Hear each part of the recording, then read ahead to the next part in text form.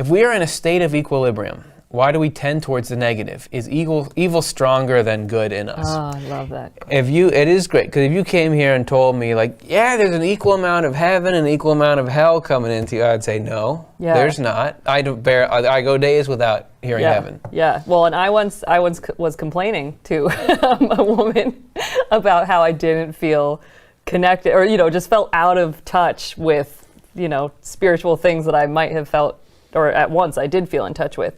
And she was like, well, do you take time to get in touch with it? Mm-hmm. And so this question for me makes me think of how, like, Swedenborg talks about our mind having these levels to it. And those levels, we spend most of our time, because we are alive in a body and we have to, like, feed ourselves every, like, 3 hours. 2 hours. 2 hours. We're mostly face downward, like, how am I feeling? Where are the aches and pains right now? But that outward bodily focus really puts this hyper awareness on the evil spirits, which are, their influence to us is through the world. Through hell, but through that world of appearances, through the way they can create falsity that leads us to evil through the way things appear, Yeah. So, if we're, like, in this column and we're just facing down, we're not aware of all of this space that's above us, and that kind of opening those inner levels of our minds takes like that conscious effort and practice and intention. It's all there, and so there's another angle of it, but just that so that's why we end up, it seems stronger and louder. That's one aspect of it. Yeah. Another aspect is that hell does love to control us, and it would love to just talk to us on the phone forever and never let us get off. But whereas angels really are interested in our freedom and wanting to influence us even in a way that doesn't interfere with our ability to make our own choices. Yeah. But that also means they end up sounding quieter, right, and more in the background or something. Well, when I think about the equilibrium, that Swedenborg does talk about a state of equilibrium, but it's a complex equilibrium. It's not just the angels are right here and the devils are right here and there's a little line in between. Right. He talks about evil spirits being more audible or sensible in the outermost level of the mind, like you said, that we stay on, whereas angels are equally present and forceful, but they're doing things like influencing our overarching goals. Right, these more inward qualities, yeah. Yeah, and fascinating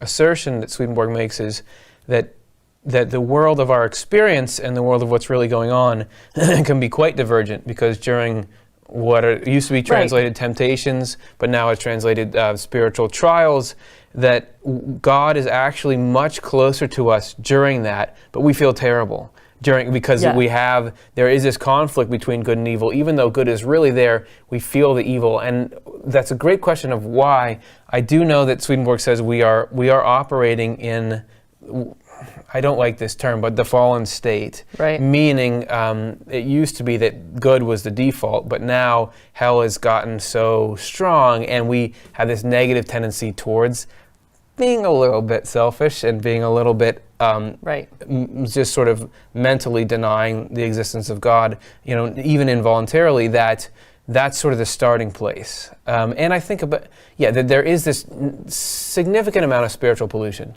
that we're just kind of fighting through all the time. It doesn't mean that God in heaven isn't. I guess how I would like to wrap it up is there's not an equilibrium necessarily of experience. There's an equilibrium of effect and influence. Like God and angels can have as much chance to do what they want to do, which is get us to heaven, but it's not even, I think, for a lot of people in how it feels. It can feel much more like, oh, this feels bad more often than it feels good. Yeah, and the thought that was coming to me in hearing what you're saying is just that in terms of our consciousness in our own bodies, it's like I'm just thinking like, okay, I think I'm sort of aware of my face and my hands right now, but in terms of, and even what we have under our voluntary control in our body, and that's where we interface with hell. Hell's allowed to come at us sort of through our physical life in this world, but everything else, our heart, our lungs, all of our organs, that's heaven. Like heaven is just working nonstop,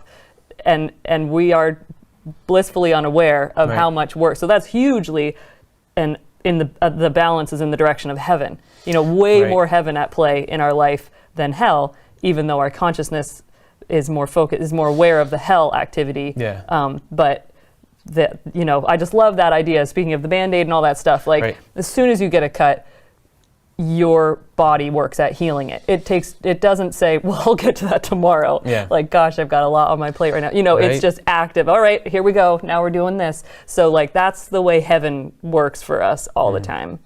That's awesome. And the good news is the more on a spiritual path you get, the worse you feel. I mean, Swedenborg does sort of assert that you know, these spiritual struggles are how you grow spiritually. So I would also say that our experience of pleasant versus unpleasant is not a good indicator of how well we're actually doing in the stuff that matters, because you can be really starting to pursue the right things, but that just leads to this kicking up of evil that you have to slog your way through. It's true. And like, you know, the 7 days of creation, like the seventh day is the day of rest. Right. And I think of like, we had our spiritual fermentation show like forever ago, but Another classic. yeah, but that talked about this like crazy frothy fermentation phase that leads to this like beautiful peace and rest of this like the wine, you know, that comes afterwards. So like there is a state of peace that is growing and that we're moving towards, but it kind of gets a little bit worse before it gets better.